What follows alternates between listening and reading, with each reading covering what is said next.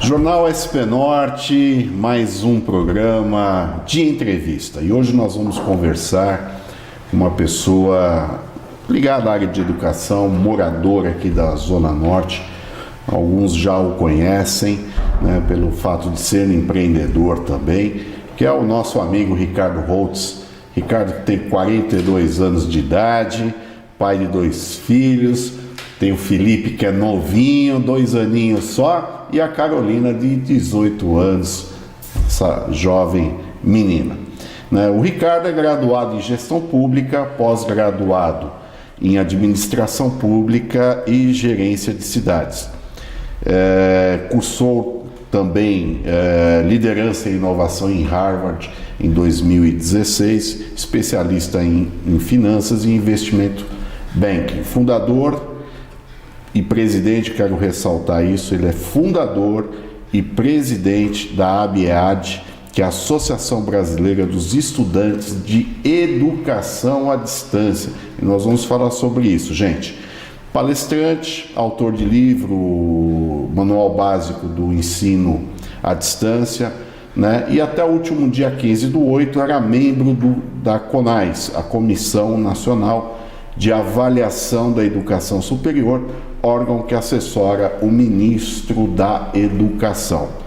Ricardo, tudo bem? Seja bem-vindo, obrigado por aceitar o nosso convite e aqui falarmos aqui um pouco de educação, esse tema tão importante para o nosso país, né? Obrigado por você ter vindo aqui na nossa redação, Ricardo. Não, Samir, eu que agradeço o convite, agradeço a você, a Kátia, a todos do SP Norte, agradeço ao seu público, à sua audiência por me dar essa oportunidade de bater um papo sobre educação, de falar um pouquinho sobre o Ricardo, sobre a Zona Norte, enfim. Falar de educação é sempre um grande, imenso prazer. Eu sou apaixonado, educação foi o que revolucionou a minha vida. Então é um tema que sempre que você quiser, estou à sua disposição. Obrigado. Ricardo, e vamos começar justamente falando de educação. A gente com essa pandemia aí, a gente tem visto aí algumas situações no nosso país e no mundo, né? Eu acho que isso reflete em todo o nosso planeta, que é um dos setores que foi mais atingido, sem dúvida alguma, foi o setor da educação, as escolas públicas, as privadas, né? Nós tivemos aí durante alguns meses aí até essa tentativa de erros e acertos, até mesmo com a educação à distância, né, pelos colégios públicos, pelos colégios particulares, mas ainda está muito aquém de resolver esse problema. E a gente sabe que o fator principal no combate à transmissão do vírus da Covid-19 é o distanciamento social, né? E inclusive o nosso governador João Dória anunciou que a partir de amanhã as escolas podem abrir, mas muitas cidades resolveram manter o fechamento tanto das escolas públicas e particulares. Eu queria que você fizesse um breve comentário sobre esse momento que a educação está atravessando em nosso país.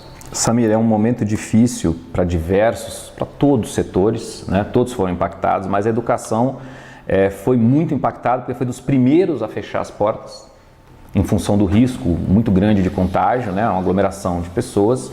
E provavelmente deve ser o último setor a voltar. Apesar do secretário Rossieri, do governador João Dória anunciar a abertura das escolas agora a partir de amanhã, a partir do dia 8, a maioria dos municípios, uma quantidade muito grande de municípios, não vai reabrir. São Paulo, capital, inclusive, onde nós moramos, não vai. O prefeito Bruno Covas já falou que não vai reabrir, que não tem essa possibilidade, precisa de mais insumos para que a coisa de fato aconteça. Há um medo muito grande. Os sindicatos dos professores se manifestaram contrariamente a abertura, o retorno das aulas, estão preocupados aí com o grau, a possibilidade de contágio. Realmente a vida é importante que venha em primeiro lugar. Por outro lado, nós temos um conjunto de pais, de alunos que acham que já tem condição de voltar para a sala de aula sim, alguns pais que estão precisando sair para o mercado de trabalho, tem essa necessidade, já havia todo um esquema de horário de trabalho com o horário das aulas dos filhos, enfim, virou uma bagunça danada. E eu posso te garantir que um dos nossos principais problemas foi a falta de preparo, porque a necessidade de modernizar a educação, principalmente a educação pública no Brasil, ela é gritante com a pandemia. Isso foi jogado na nossa cara, na cara de toda a sociedade, a falta de preparo dos nossos representantes de maneira geral. Desde 2008, por exemplo, eu tenho frequentado muito a Câmara dos Deputados em Brasília, o Senado Federal em Brasília, discutindo através de audiências públicas e de reunião lá nas comissões de educação a necessidade da modernização da educação pública brasileira, que o mundo inteiro está fazendo. Nós buscamos exemplos na Europa, nos Estados Unidos, em países da Ásia, com relação à modernização da educação, mas nós não realizamos. A capacidade do nosso representante, dos políticos brasileiros de maneira geral, de efetivarem essa modernização na educação não acontece. Nós temos audiência no Senado e na Câmara desde 2008, pelo menos, sobre a necessidade de termos mais conteúdos digitais nas escolas. Avançamos bastante no que diz respeito ao ensino superior. Então, alunos, por exemplo, que já eram matriculados em cursos à distância na faculdade, praticamente não foram impactados. Eles continuaram tendo aulas normalmente. Uma boa parte dessas aulas já estavam gravadas. A gravação dessas aulas não depende de aglomeração de pessoas. Então foi possível que aquele profissional de educação, aquele professor, aquele tutor, continuasse trabalhando nessa atuação. E isso no ensino superior. Os alunos dos cursos presenciais no ensino superior foram impactados, as faculdades mais rapidamente tentaram jogar esses alunos para o EAD, mas aí houve uma resistência até cultural por parte dos alunos. Nós sabemos que muitas instituições de ensino precisam avançar no quesito qualidade, isso é importante deixar claro. A metodologia de ensino, a educação com tecnologia, que nós chamamos de educação à distância, é válida, é aceita, no mundo inteiro é praticada. Aí, discutir se ela é válida ou não é mais o caso. A pandemia mostrou pra gente que é obrigatório que nós tenhamos agora tecnologia na educação. O que nós temos que discutir agora é a qualidade, é como é feito isso. E qualidade seja na EAD, seja no presencial, porque nós temos aí muitos problemas de qualidade em cursos presenciais Brasil afora. Instituições que nem têm autorização para ofertar no MEC, no final do ano passado, o problema teve uma audiência no Senado exatamente com relação a diplomas falsos. Diplomas de instituições que não eram habilitadas para ofertar cursos superiores, enfim, tem de tudo no Brasil. Então é de fato o agente público constituído, os nossos políticos se modernizarem, legislarem melhor para essa modernização da educação e fiscalizarem os entes que executam isso, as escolas, sejam elas particulares, sejam elas as públicas. A gente sabe que nas escolas particulares, por exemplo, o sindicato dos mantenedores é favorável ao retorno das aulas, tem se posicionado dessa maneira, tem mostrado o estrago econômico que a pandemia está causando nos donos das escolas. São muitas escolas que estão com problemas financeiros agora, porque entrou aquela discussão, né, de você não está tendo aula presencial, então o pai tem ou não que pagar integralmente a mensalidade. Muitos pais acham que não, a escola entende que sim, porque ela teve que fazer um investimento em tecnologia porque não estava preparado para as novas tecnologias, a maioria das escolas, então ela teve que correr agora e fazer um investimento maior em tecnologia para poder fazer a transmissão das aulas mediada por alguma tecnologia, alguma dessas plataformas virtuais. Os pais não estavam preparados também para isso, porque tinha uma rotina de trabalho. Muitos desses pais e mães foram jogados para o home office, então ele tem um espaço pequeno, muitas vezes não tem disponibilidade de internet, não tem disponibilidade de computador, aí tem que dividir o computador para dar aula com os filhos, tem que dividir o tempo do computador e das aulas com o próprio trabalho, vira uma bagunça, porque não houve um planejamento. E seja na educação à distância, seja no home office, por exemplo, que as duas coisas são muito próximas, faltou planejamento e faltou capacidade do agente público em prever isso. Porque a pandemia aconteceu agora, mas a falta de infraestrutura na educação ela já vem de muito tempo, não aconteceu agora. E os Estados Unidos, por exemplo, já está discutindo ensino com mais tecnologia no ensino médio, no nível fundamental, educação gamificada, mais games para essa molecada, falar a linguagem do jovem. Boa parte dos países asiáticos, boa parte da Europa está fazendo isso e o Brasil foi ficando para trás, foi deixando para depois, avançou no ensino superior, mas não conseguiu avançar no ensino médio, deu essa bagunça toda, veio a pandemia, da noite para o dia tiveram que jogar os alunos aí para assistir aulas remotas, porque isso não necessariamente é educação à distância. A educação à distância tem que ter uma plataforma digital, tem que ter um tutor, tem que ter o professor acompanhando o passo a passo do aluno, não é só colocar uma câmera aqui, o professor do outro lado com o computador, e fazer uma aula que a gente chama de aula remota. É muito mais do que isso. Depende muito mais de planejamento.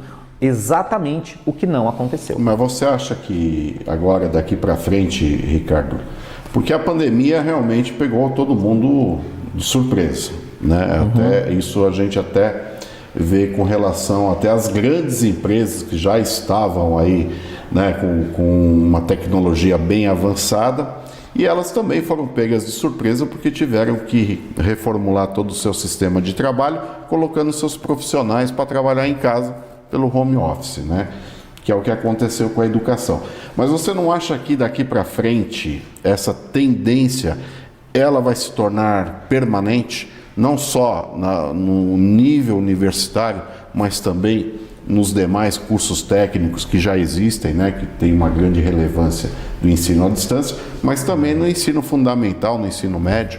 Concordo com você. Sem dúvida alguma, a pandemia jogou essa necessidade de modernização do nosso sistema educacional no ensino fundamental 1 e 2, no ensino médio e no ensino superior. No ensino superior, nós já temos mais de 20% dos universitários em cursos à distância. O ensino superior vem fazendo o dever de casa e vem expandindo isso. Porque tem muitos que, por exemplo, não há necessidade da aula presencial. Exatamente. Diferente de uma medicina que você tem que estar lá. Exatamente. Né, em laboratório, enfim. É importante dizer, inclusive, que na medicina você tem uma grande parcela do curso que é presencial, mas também você tem uma parte do curso que é teórica. E essa parte teórica pode ser intermediada por tecnologia, sim. Já tem uma discussão, inclusive, no Congresso Nacional, muito forte com relação aos cursos da área da saúde.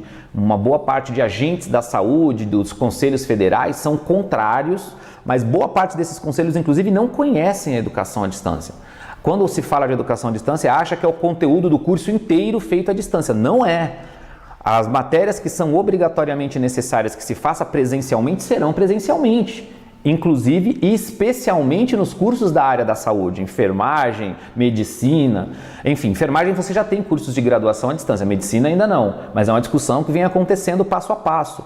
O que tem que ser presencial é em aulas presenciais, é em laboratório, é aulas práticas. Ponto. O que pode ser teórico feito à distância é feito à distância. Só que esse conteúdo à distância dá flexibilidade maior para o aluno. Você imagina, medicina, por exemplo, já que a gente tocou no tema, que no Brasil não tem medicina à distância, é importante dizer isso, é um curso ainda muito elitizado. Muito elitizado, é um curso que você tem lá o dia inteiro o aluno estudando, mensalidades caríssimas, que tira fora desses cursos pessoas que têm menos renda, pessoas que não podem pagar 6, 7, 8, 10 mil reais de mensalidade numa faculdade de medicina. Aí o cara que pode pagar esses montantes hoje em dia, quando ele se forma, ele não quer ir atender lá em Cidade Tiradentes, aqui no Hospital da Brasilândia, ele não quer atender no Acre, no Pará, ele quer atender nos Jardins, no Itaim Bibi, fazer cirurgia plástica. É óbvio que nós não estamos generalizando, todas as regras têm exceções, ok? Mas essa é a praxe. Então eu acho que inclusive para cursos de medicina, no que é possível ser teórico e mediado por tecnologia, seria muito importante que o fizéssemos. Nos outros cursos, de maneira generalizada, a EAD cai bem e, de novo, no que tem que ser prático, é presencial, no que pode ser teórico, é feito à distância, sim. Mas só para me aprofundar um pouquinho na sua resposta, acredito que sim. No ensino superior a gente já tem discussão, já tem case, já tem um avanço muito grande, certo? De novo, falta um pouquinho de modernidade na cabeça do político em Brasília? Falta, porque a gente participa de audiências lá e vê que deputados federais, senadores nem sabem direito o que estão falando quando falam de educação com tecnologia. Isso é um problema, a qualidade do político eleito. Isso é um grande problema do Brasil. Tirando isso, o que nós precisamos fazer agora é descer para o ensino médio. É aí que nós temos um grande problema de aprendizado, e o IDEB e o PISA mostram isso para a gente, e que nós temos um problema de de interesse do jovem. Nós temos uma gama de jovens, Samir, que são nativos digitais, que já nasceram com essa tecnologia toda. E nós temos um sistema educacional que é analógico, que é o giz, o quadro negro e o professor, aquele herói, tentando passar algum conteúdo para esse jovem que está conectado com o smartphone na mão. E o jovem está com o smartphone na mão de uma maneira ou de outra, alguns melhores, outros piores, mas ele está conectado, ele busca essa informação, seja o jovem da rede pública, seja o jovem da rede privada. E você que está nos assistindo aí, que tem seus filhos, seus sobrinhos, seus netos, você vê essa realidade. O jovem busca, ele está lá o tempo inteiro na internet. Como não usar esse conteúdo digital de forma qualificada para a educação, com pedagogia, que é o que a gente chama de educação gamificada. O jovem gosta de jogar um joguinho, por que não jogar um joguinho de química, de matemática, de geografia, de história, que tanto falta para os nossos alunos, por exemplo?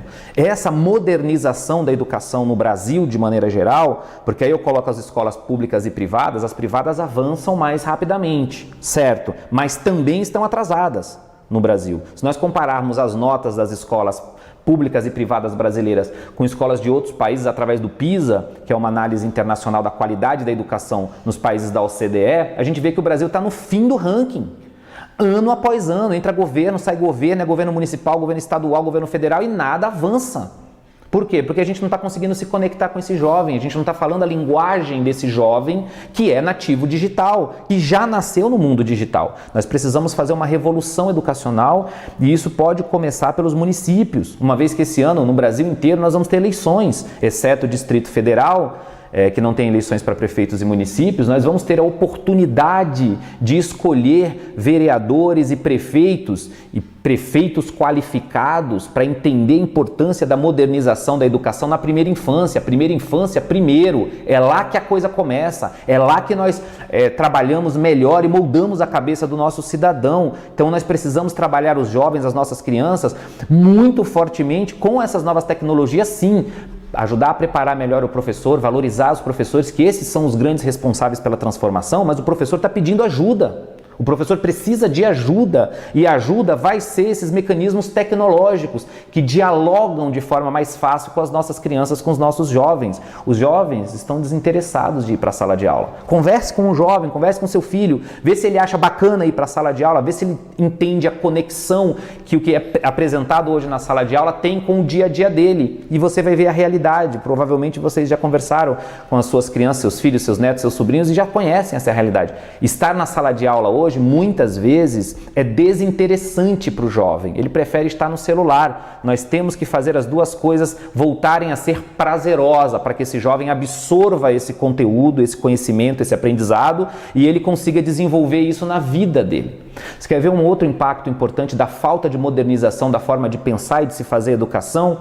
Nós continuamos formando jovens que terminam o ensino médio, na sua grande maioria analfabetos funcionais, porque foram passando, chegaram no ensino médio sem a condição adequada de aprendizado. Esses jovens vão escolher as mesmas profissões de sempre.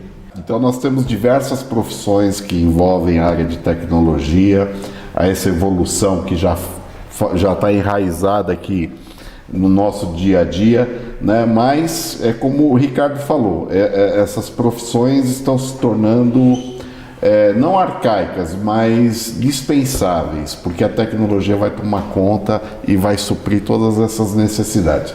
Agora, você não acha também, Ricardo, que essa trava que nós enfrentamos há décadas na educação brasileira está atrelada também à legislação de como é conduzida a educação no país? Concordo com você, acho sim, e por isso que é importante a gente fazer Você colocou, né, que o aluno do ensino médio, né, vai passando, conclui o ensino...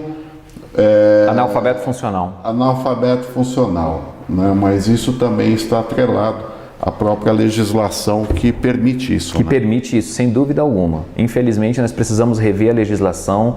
A educação no Brasil, a verdade é a seguinte, ela sempre foi tratada com descaso por parte dos políticos, sempre eles no fim da história, porque é quem criam essa legislação, quem apresenta as leis, quem deveria, a gente paga para um parlamentar, para um vereador, deputado estadual, deputado federal, senador e os executivos, prefeito, governador e presidente da república, para eles puxarem o nosso país para frente, mas na educação isso não acontece. Entra ano, entra governo, sai governo, e é a mesma coisa, a educação continua patinando. E você está com toda a razão, Samir. É a legislação que precisa ser modernizada. Só que para modernizar a educação, nós precisamos de políticos que pensem de forma mais moderna, que entendam, que conheçam dessa revolução que está acontecendo no mundo inteiro e que tragam isso para o Brasil. Senão a gente continua votando em gente que fica lá, que chega na Câmara dos Vereadores, ou na Assembleia, no Congresso, e fica de boca aberta, sem saber o que fazer. Esse é o nosso problema. A maioria dos nossos políticos não são preparados, não estudaram gestão pública, não sabem o que estão fazendo, ganham a eleição por algum tipo de popularidade, por algum momento, por um pouco de dinheiro, sei lá, por um fator qualquer. Quando chega lá dentro, não sabe o que faz, acaba se envolvendo no mecanismo da coisa. Entende? Acaba entrando no tal do sistema. Por quê? Porque ele não sabe como funciona. Tem gente que acha que é simples você aprovar um projeto de lei. É complicadíssimo, gente. O funcionamento da máquina pública é muito complexo. E moroso. E moroso. E se você não sabe fazer, você vai apresentar o projeto de lei lá com a melhor das intenções, que às vezes o cara realmente tem, mas o projeto não tramita, não passa na comissão temática, não passa na comissão de Constituição e Justiça, não passa pelo colégio de líderes, que é algo que pouca gente sabe que existe, pela diretoria da casa, que vai colocar ou não esse projeto em votação, para então esse projeto ir para votação. Ou seja, é um rito complicado, complexo, e que são etapas em que o parlamentar tem que estar preparado para ir vencendo cada uma dessas etapas, para ir se articulando com os outros parlamentares e mostrando a necessidade dessa modernização do que nós estamos falando aqui, que é a educação. Mas isso em todas as outras áreas, Samir, a gente está falando de educação. Mas até o ano passado, o Conselho Federal de Medicina, por exemplo, não aceitava a telemedicina. O mundo inteiro fazendo. Aqui no Brasil não, a gente não sabe. No Acre não tem médico, no Amazonas não tem médico, no Pará não tem médico, poucos médicos espalhados pelo interior do Brasil. Aí a gente fala de Acre, de Pará, mas aqui em São Paulo, ali na Brasilândia não tem médico, lá em Cidade Tiradentes não tem médico. Então o médico não quer ir para lá. Sim. Uai, e por que a telemedicina não pode ajudar? Pode e está ajudando. Aí veio a pandemia, jogou de novo na nossa cara a necessidade de modernizarmos a legislação na área da saúde.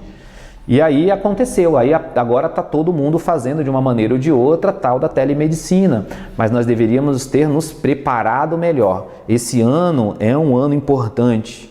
De novo, por quê? Porque tem eleições e cabe a nós, eleitores, escolhermos melhor os nossos representantes para o Legislativo e para o Executivo. Gente preparada, vamos fazer uma revolução e botar gente nova, gente que está acostumada com essas novas tecnologias, que consiga entender essas novas linguagens e que consiga transformar isso em projetos de lei moderno, inclusive até revogando leis arcaicas, leis que atrapalham a sociedade, que burocratizam o nosso comércio, os nossos empreendedores estão cheios de amarras para poder trabalhar, não conseguem inovar. E a palavra no mundo é inovação. Aí aparece um aplicativo feito lá no Vale do Silício, lá nos Estados Unidos, ou em Boston, por exemplo, uma região muito forte também nessa questão de inovação, ou na Ásia, vem para cá e impacta a nossa realidade. Nós, brasileiros, estamos só tomando os impactos dessas novas tecnologias e logo o brasileiro, que é um ser tão criativo, tão empreendedor, nós precisamos de uma legislação moderna, nós precisamos de gente boa na política, é isso que nós precisamos. Inclusive eu até escrevi esses dias um artigo dizendo assim, a nossa legislação precisa ser reavaliada, repensada e reestruturada, porque nós temos uma legislação arcaica que era condizente e necessária na época, mas hoje está completamente ultrapassada e fora da realidade que vivemos. Então é assim, e eu pergunto a você, Ricardo, que a gente sabe muito bem, que lá, principalmente no legislativo, a gente mantém sempre os mesmos, né? Infelizmente, a renovação parece que não acontece, apesar que nas últimas eleições houve até uma margem interessante de renovação. Mas você não acha que isso também atravanca o país nessa situação de buscar novas leis, né, de mudar o que realmente precisa mudar, porque a gente sente muito que aqueles que lá estão seguram e impedem o avanço do Brasil? Você tocou no cerne do problema. O problema é esse. Como você mesmo disse, nas eleições passadas até nós tivemos um percentual maior de renovação. Mas não é só renovar, é renovar com qualidade. A gente estava falando agora há pouco aqui da dificuldade, da complexidade da máquina pública. Não adianta a gente colocar... Eu vou perguntar para você que está nos assistindo e para você, Samir. Se você tiver um problema de saúde grave, você vai procurar um cara que não é médico? Você deixaria alguém que não é formado em medicina operar o teu coração? Você que tiver um problema jurídico, você queria ser representado por alguém que não é advogado? Não. Por que na política sim? Você sabe o que precisa para o cara... Esse ano tem eleição de vereador e prefeito. Você sabe o que precisa para o cara ser candidato a vereador no Brasil? Não precisa ter curso superior, não precisa ter curso técnico, ele precisa ter mais de 18 anos, estar filiado há mais de 6 meses em um partido político e não ser analfabeto. E como é que descobre se é analfabeto? Então, isso que eu ia perguntar. O cara Só que no Brasil, para você não ser analfabeto, você basta saber escrever seu nome. Exatamente, gente. Aí você chega lá dentro, você vai se deparar com a máquina pública, contabilidade pública, direito público, toda essa lógica que a gente já falou aqui para se aprovar um projeto de lei. É um cidadão que não está preparado. Gente, precisa renovar com gente preparado. Quer entrar na vida pública? Legal, nós precisamos de muita gente nova no Brasil inteiro, em todos os municípios brasileiros. Mas vai estudar, estuda gestão pública, administração pública, para quando você chegar lá dentro, tudo der certo na tua campanha, você ganhar, você não ficar de boca aberta, servindo de massa de manobra para os políticos velhos tradicionais. Velhos que eu falo é de tempo de casa, tem gente com 4, 5, 6 mandatos. O cara já conhece todos os ritos, todo o mecanismo desse sistema. Aí você chega lá de boca aberta, sem saber como funciona, você vai ser manipulado. Por isso é importante sim, quando você quer um médico, procurar um cara que se formou em medicina e o melhor possível. Quando você quer um advogado, procurar o melhor possível. Quer escolher um político? Escolha o melhor. Se ele é formado, se ele entende de gestão pública, procura uma pessoa nova. Se os que já estão lá dentro não estão fazendo, por que a gente vai contratar eles de novo? Não se esqueça que você está contratando um cidadão para fazer um trabalho para você. Eleitor aí de qualquer cidade, que eu sei que teu público tem diversos, é forte na Zona Norte, é forte em São Paulo, mas tem gente que vê esses vídeos em vários lugares, Samir. Então, em qualquer lugar do Brasil que você esteja, escolha uma pessoa preparada, uma pessoa nova, se preocupe como é que ela está financiando a campanha dela. Isso é muito importante. Se ela não está tendo ética agora, na hora da campanha eleitoral, você acha que ela vai ter depois? Então são itens muito importantes que eu pego para mim, Samir, como eleitor, quando vou votar, eu me preocupo muito com isso sim, porque a gente às vezes só fica só reclamando, política é tudo igual, político não tem jeito sim, é nós também como cidadãos que temos que fazer a nossa parte, não escolher qualquer um, quando votar de protesto, votar numa pessoa despreparada, desqualificada, não, tem que analisar o currículo sim, gente nova, gente preparada, gente que já lida com a ética, com o dinheiro público agora na campanha, é na campanha que você conhece o cara. Pessoas que chegaram agora para fazer campanha eleitoral que não tem um passado na tua região, que não fez um trabalho social, que não foi voluntário, que tu não conhece, tá na cara que é aproveitador, chegou só para campanha. Gente, também temos que ter a nossa responsabilidade de fazer a nossa análise. Não é só votar, é cobrar esse cara eleito. Eu já até discuti, Ricardo, com políticos essa questão da exigência para se candidatar. Né? E muitos falaram o seguinte, porque na minha opinião pessoal, eu sou a favor de que qualquer pessoa que tenha a intenção de se candidatar, vou dar um exemplo, é como engenheiro, quando eu crescer eu quero construir casa e prédios. Muito bem, você vai ter que estudar engenharia. Exatamente. Eu quero construir uma cidade melhor, um país melhor. Então tá bom, então você vai estudar, vai fazer administração, vai fazer gestão pública para você poder estar preparado para quando estiver lá fazer o melhor possível. Só que o político, a quem eu fiz essa pergunta, ele respondeu o seguinte, mas isso não é democracia, todos têm esse direito. Mas eu entendo da seguinte forma, não é uma questão de democracia, é uma questão de necessidade.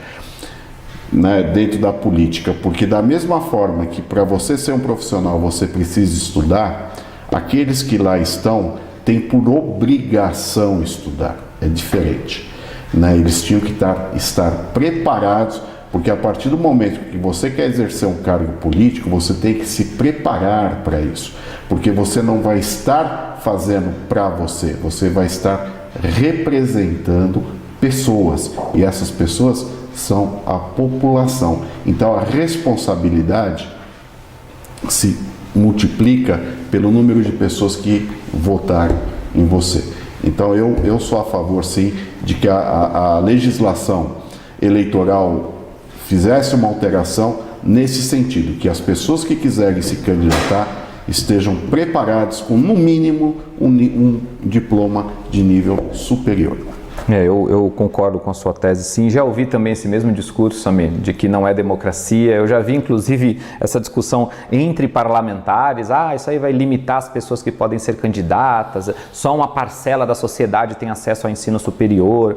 Mas quando a gente sai da política e entra na medicina, no direito, na engenharia, todo mundo quer o diploma do cara, pelo amor de Deus, sim, tem que estar graduado. Então, essa discussão, porque assim, a partir do momento que a pessoa ela quer fazer algo pela sociedade, perfeito, todo mundo tem esse direito, como brasileiro, como cidadão brasileiro, tem esse direito de se candidatar, né, de tentar fazer algo pela sociedade, mas ao mesmo tempo ele tem que estar preparado.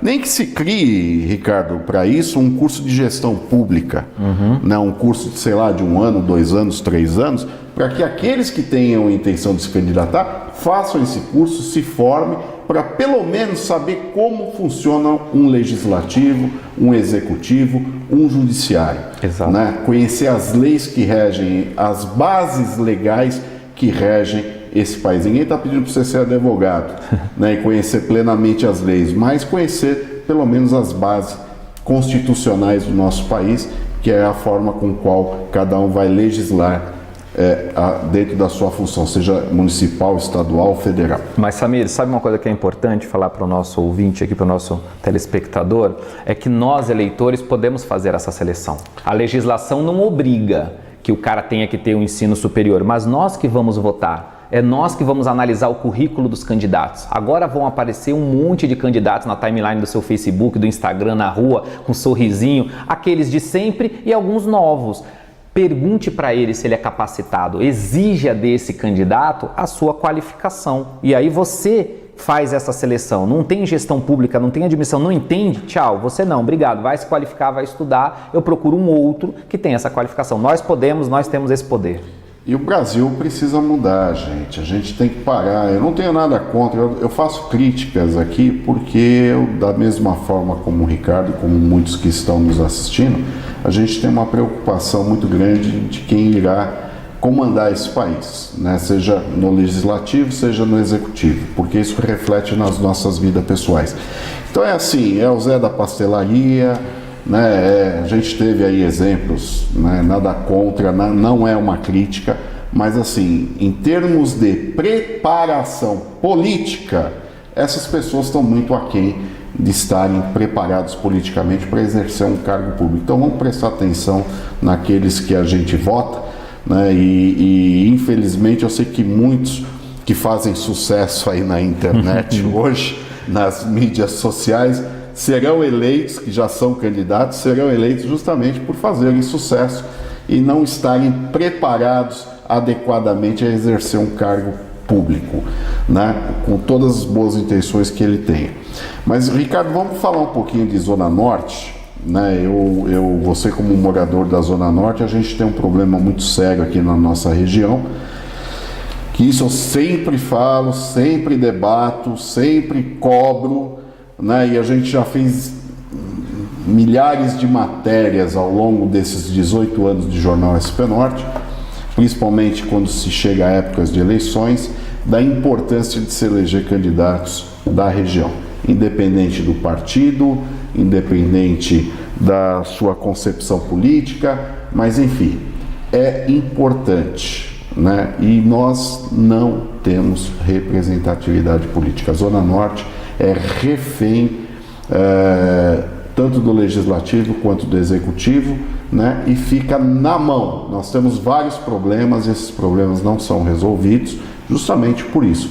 Porque, claro, se você tem como a Zona Sul, como a Zona Leste, como a Zona Oeste, né? Quando você fala dessas regiões, tem gente lá para dizer sim ou não. A Zona Norte não tem. Nós temos algumas pessoas, uma ou duas pessoas que estão lá, que não são nem da região, que de vez em quando falam, na Zona Norte não, na Zona Norte sim, né? Mas fora isso, e com isso o tempo vai passando, nossas obras viárias vão ficando no esquecimento, né? As nossas obras de saneamento vão ficando no esquecimento, né? Várias outras situações que nós enfrentamos na Zona Norte. Eu queria que você falasse um pouquinho sobre isso, Ricardo. Olha, eu vou falar para você, Samir, do ponto de vista de quem é formado em gestão pública, pós-graduado em administração pública e gerência de cidades. A Zona Norte não tem representatividade.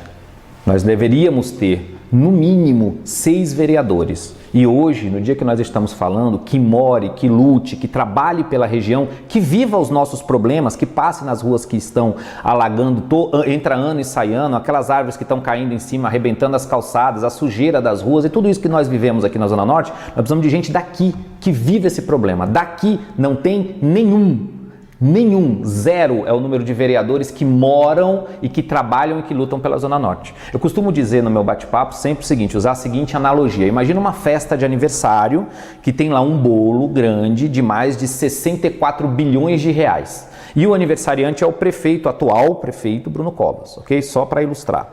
E aí o prefeito corta, ele vai dar o primeiro pedaço de bolo para a pessoa que ele está mais chegada ali, então tem áreas que tem... Para a Zona Oeste. A Zona Oeste, até na Zona Sul a gente tem gente forte ali Zona que ganha um pedaço do bolo e tal. E tem 55 vereadores, pessoal, a Câmara de São Paulo tem 55 vereadores, nenhum da Zona Norte. É impressionante. Ok, é impressionante mesmo isso. Zona Norte com mais de 1.200.000 habitantes.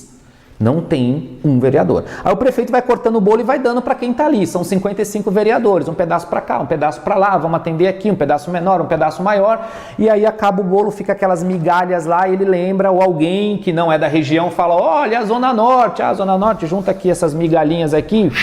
É por isso que as nossas obras não andam, grandes obras viárias nossas não existem há 30 anos, o metrô não vai para canto nenhum aqui, é que sempre atrasa, a empresa sempre falha, aqui o metrô que vai para um lado, 5 anos de atraso o hospital da Brasilândia. Inclusive eu quero fazer uma ressalva aqui também, as subprefeituras da Zona Norte são as que recebem as menores verbas da cidade de São Paulo. Tá? Eu falo isso porque nós acompanhamos... Eu falo em termos de proporção, tá, gente? Em termos de número de habitantes, de estrutura, que cada uma dessas subprefeituras tem. Se você for comparar com as demais, as verbas que vêm para a Zona Norte são as menores. Muitas vezes essas verbas acabam em setembro, outubro. O subprefeito ele não tem condição de fazer uma gestão adequada a cada região porque não tem dinheiro. Né? E a gente, como jornal, a gente já presenciou isso em várias situações, né? E não tem ninguém para pleitear lá melhores verbas para subprefeituras aqui para fazer o trabalho de zeladoria que tanto precisamos também. Para destinar as chamadas emendas parlamentares. Cada vereador tem mais ou menos 4 milhões de emendas parlamentares, que acho que a maioria dos nossos, quem está nos assistindo já ouviu falar nisso. Se a gente tivesse aí 5, 6 vereadores na região, imagina, seria um universo de dinheiro que nós poderíamos trazer para hospitais, para subprefeituras da região. E uma outra coisa importante sobre subprefeitura, Samir, aí é o Ricardo que está falando aqui, emitindo uma opinião. As subprefeituras, em especial da Zona Norte, as subprefeituras de uma maneira geral, mas em especial as nossas, são barganhas políticas, são indicações políticas ou de vereadores, que nós não temos nenhum, então são vereadores de fora que indicam os nossos subprefeitos, que na maioria dos casos nem moram na região, gente. Acreditem vocês se quiser. Então tem partido político que comanda subprefeitura na Zona Norte, prefeito, subprefeito que não é da região, tem vereador que indica subprefeito na Zona Norte, a indicação é do prefeito, mas tem ali aquela jogada política que nós conhecemos aí de bastidor, o vereador acaba podendo fazer uma indicação e indica uma pessoa que é de outra cidade. para poder comandar uma subprefeitura, e a subprefeitura que vai cuidar do detalhe da zeladoria. A pessoa anda de GPS na nossa região porque não conhece o bairro, não conhece os moradores, não conhece os comerciantes.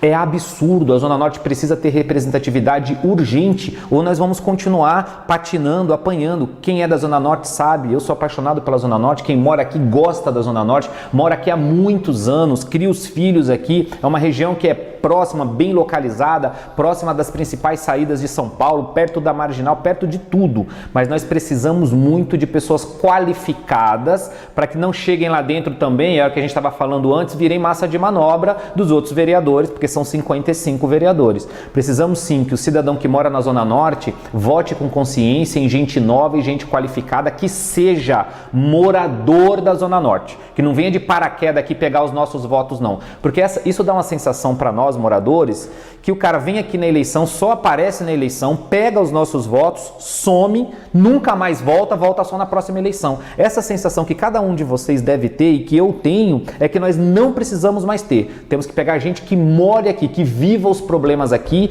que lute para trazer recursos para a Zona Norte, para a gente ajudar o nosso comércio que está cambaleado agora com a pandemia. Muitos e muitos comerciantes que a gente anda pelas ruas, a gente está vendo fechando as portas, mandando gente embora, para que a gente consiga brigar para que o subprefeito more obrigatoriamente na região. É absurdo imaginar que um cara vai vir de fora, de outra cidade, para comandar uma subprefeitura na Zona Norte. Para você ter uma ideia, eu moro em Santana. Santana Tucuruvi, a subprefeitura, tinha um orçamento de 39 milhões de reais para 2020.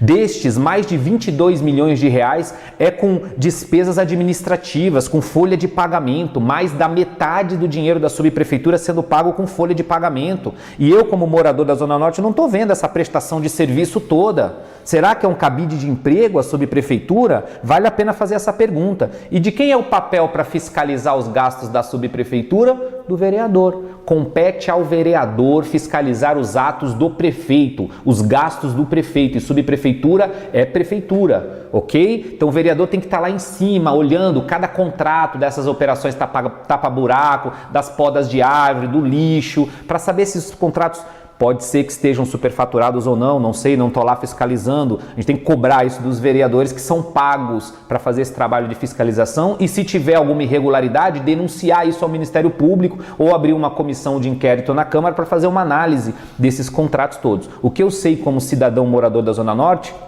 é que nós não temos respeito pelo poder público. É isso, nós estamos abandonados, essa é a realidade, na minha opinião. Ricardo, vamos falar agora do Ricardo Holtz. Os seus planos daqui para frente, Ricardo? Então, você sabe que eu fazia parte de uma comissão que assessorava o ministro da Educação, Comissão Nacional de Avaliação do Ensino Superior. Eu sou um apaixonado por educação. A educação transformou a minha vida. Eu estudei a vida inteira em escola pública, venho de uma família bem simples. Tive com muita dificuldade a possibilidade de me graduar em gestão pública, fazer uma pós-graduação. Aí, quando eu era estudante universitário ainda, fundei a Associação Brasileira dos Estudantes de EAD. Através dessa associação tive a oportunidade de visitar muitos países no mundo, conhecendo modelos de educação com tecnologia, o que estava dando certo lá fora, o que não estava dando certo. E acabei sendo indicado agora nessa gestão do governo federal para a CONAS, para a Comissão Nacional de Avaliação do Ensino Superior. Fiz a minha contribuição, importante dizer que inclusive abri mão da remuneração da CONAS, fiz no voluntariado, por amor, por achar que realmente poderia contribuir com a avaliação do ensino superior, abrir mão de reembolso de despesas que teria. Eu sou completamente contrário a um bando de regalia que os políticos têm. Acho que a gente tem que cortar isso. Isso vem de um passado nosso que hoje não cabe mais. Carro com motorista, auxílio paletó, auxílio... Gente, a gente tem que limpar isso e fazer sim, acho que tem que ter o salário dele, fazer jus ao salário dele e ser cobrado maciçamente. Então, abri mão desse cargo na CONAS, voluntariamente pedi exoneração, porque tenho vontade também de poder contribuir com a cidade de São Paulo, sim. Estou me apresentando como pré-candidato a vereador na cidade, justamente para levar mais do que o voto das pessoas. Todos nós estamos na pré-candidatura, a campanha só começa a partir do dia 27 de setembro, e é importante falar isso, até 27 de setembro todos são pré-candidatos.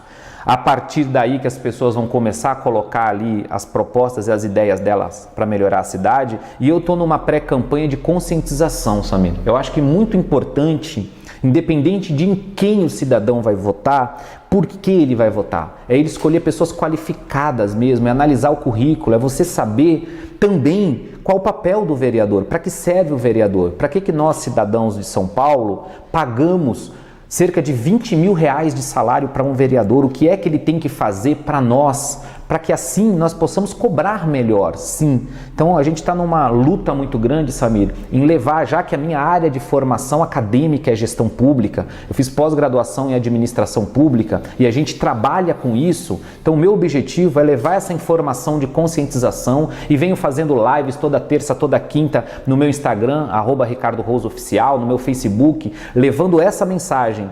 Cobre do seu candidato, pressione o seu candidato, escolha candidato qualificado, quer fazer política, tem que entender de gestão pública. Nós temos agora um momento de pandemia que nós estamos vivendo, se Deus quiser estamos aí na linha de saída dessa pandemia, mas ela vai deixar, já deixou muitos estragos, muitos pequenos comerciantes e empreendedores fecharam as portas, muitos cidadãos perderam seus empregos, então agora mais do que nunca nós precisamos de gente qualificada. Eu, por exemplo, sou completamente contra o uso do fundo eleitoral para financiar a campanha. Muitos de vocês não devem saber, mas é o seu dinheiro que deveria estar na saúde, mais de 2 bilhões de reais do fundo eleitoral está sendo usado para pagar campanha de político. E políticos que muitas vezes você nem concorda com o pensamento deles. É absurdo isso, deveria estar na saúde, deveria estar na educação, modernizando a educação, ou na segurança pública, que está essa pandemia toda, mas não. Vai ser usado para financiar campanha de político. Você acha isso certo? Então cobre do candidato. O candidato que usa o fundo eleitoral para financiar sua campanha está fora. Eu, por exemplo, abri mão desse recurso do fundo eleitoral porque eu acho isso vergonhoso. Você quer ser candidato? Você tem todo o direito, como nós falamos aqui. Pega o celular, grava um vídeo, coloca na internet, que Facebook, Instagram é de graça. Anda na rua, conversa com as pessoas, vai sentir o problema na pele, conversa com o povo, com o comerciante. E aí você fala as tuas ideias. Agora, tirar dinheiro da saúde, nós aqui na Zona Norte temos um problema de saúde grave que a pandemia também jogou na nossa cara.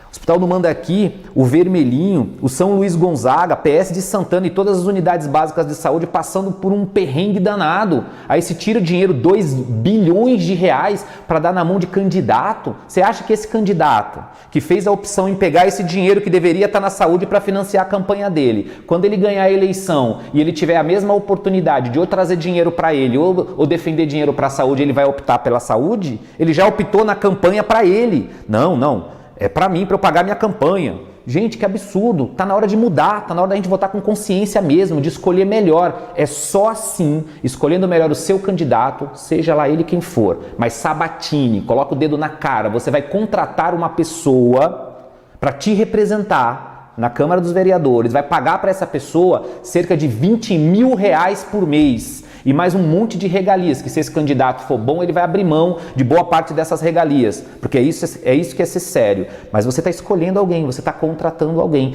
Use os mesmos critérios que você usaria para contratar alguém para o seu comércio, para trabalhar na sua casa, para trabalhar para você. Você não ia analisar o currículo, não ia querer saber de onde veio, o que ele já fez, se ele tem ou não referência, qual é o preparo dele para aquela função? Não é isso que a gente faz? Não é isso que nós passamos quando nós vamos procurar emprego? A gente tem que levar um currículo lá e mostrar referências passadas, mostrar a nossa qualificação, escola que estudamos, faculdade que fizemos, se a gente tem ou não experiência para exercer aquela função. Nós passamos por isso, você passa por isso. Cobre do seu candidato, seja lá ele quem for. O importante é nós colocarmos lá dentro pessoas capacitadas, com condição de modernizar e de melhorar a nossa vida como cidadão. Pensando nisso, Samir, é que eu estou me colocando também à disposição do povo de São Paulo a partir de 27 de setembro, quando meu partido deve fazer as convenções agora, dia 10, depois das condições, se tudo das convenções, tudo dando certo, vou colocar também aí, vou rodar pela cidade, mais num propósito de conscientizar, sim, mostrando as minhas qualificações, mostrando o meu currículo, respondendo a todas as perguntas, mostrando que é importante sim ser ético, abrir mão dos recursos públicos, tem que ter cuidado com o dinheiro público, muito cuidado, dinheiro público é coisa séria. E ajudando o cidadão naquilo que é possível. E aí eu me coloco à disposição de cada um de vocês que estão assistindo esse programa. Quer saber para que serve um vereador? Quer saber para que serve um prefeito? Estou à sua disposição para ajudar a informar. Porque quanto mais informação o cidadão tiver, menos erro nós vamos cometer na hora do voto. Pandemia, acho que trouxe à tona uma situação no mundo, mas também aqui no Brasil. Porque assim que começou, em meados de março, né, quem tomou a frente da situação foram os governos federal, estadual e municipal.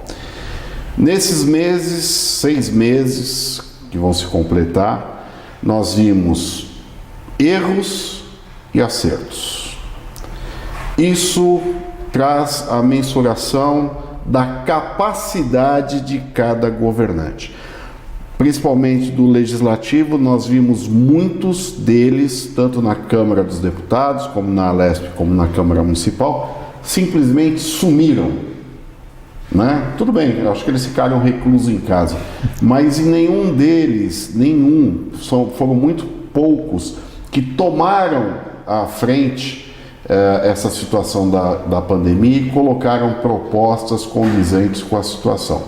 Porque isso demonstrou que a grande maioria não estava preparada para enfrentar situações como essa. Aliás, muitos de nós não estávamos preparados. Mas eu sempre fui a favor da informação, da educação, porque quanto mais informação você tem, mais você consegue lidar com problemas que podem vir à tona na sua vida, né? Então vamos tomar cuidado com isso, gente. Eu acho que é o momento de nós observarmos cada candidato, independente de partido, independente de ideologia, mas desde que sejam pessoas que tenham capacidade de administrar, de trazer inovações e renovação na nossa política. E essa é uma oportunidade, essas eleições de 2020, né? E é o que eu sempre digo, a única arma que o povo tem, vocês querem armar o povo já está armado, né? Basta você agora apertar o gatilho, que é o dedinho lá na hora de votar. Esse é a melhor arma que nós temos nas mãos para mudar o nosso país. Conversei aqui com o Ricardo Holtz, desejo-lhe sorte, Ricardo. Obrigado. Mais uma vez agradeço você aceitar o nosso convite e colocamos aqui o jornal à sua disposição. Quero que deixe aí uma mensagem aos nossos internautas, aí, aos nossos ouvintes e leitores do SP Norte. Bom, Samir, eu que agradeço mesmo de coração o convite de vocês para a gente bater um papo, falar principalmente de educação, um pouco da nossa Zona Norte. Acho que a mensagem que a gente pode deixar nesse final é essa, que a gente falou bastante sobre isso ao longo desse bate-papo nosso aqui, que é independente de quem, é você ter consciência. Isso é muito importante, gente. Acho que nós temos que unir pessoas boas no Brasil para criar uma corrente de conscientização. Política não é brincadeira, administração pública não é brincadeira, lidar com a vida das pessoas, com a saúde das pessoas, com a educação, com a segurança das pessoas é muito, muito, muito sério e as pessoas têm que estar muito capacitadas para se colocar à disposição do eleitor como alguém que tem condição de fato de ajudar a resolver os problemas. Se essa pessoa não é capacitada, é um problema grave, porque quando ela chegar lá, ela não vai conseguir resolver os problemas. Então, eu agradeço mesmo a oportunidade, me coloco à disposição de cada um de vocês, e aí como cidadão, como especialista em administração pública, para levar essa corrente, explicar para que serve exatamente o papel do vereador, qual é o papel exatamente do prefeito, como funciona um pouco da máquina pública, como é que vai ser essa questão do uso desse fundo eleitoral. É importante que você tenha informação, e com informação nós vamos decidir melhor e vamos certamente ajudar de fato a causar uma revolução positiva na administração pública, a renovação verdadeira, e isso vai impactar na vida de todos nós, no nosso dia a dia, com melhores gestores na Câmara, no Legislativo e no Executivo. Isso é muito importante. Muito obrigado a cada um de vocês. É isso aí, Ricardo Holtz. Gente, obrigado vocês que nos acompanham aí no Jornal SP Norte. Teremos mais entrevistas em breve, fiquem ligados. E você que nos assiste, deixe seu like aí no nosso vídeo e compartilhem e acompanhem as nossas mídias sociais. Agradeço a audiência e até o próximo programa do SP Norte. Até lá!